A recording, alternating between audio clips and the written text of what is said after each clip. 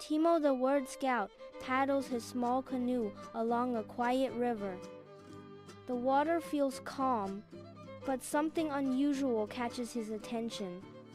Small bubbles swirl on the surface of the river. Suddenly, the canoe bumps into something unexpected.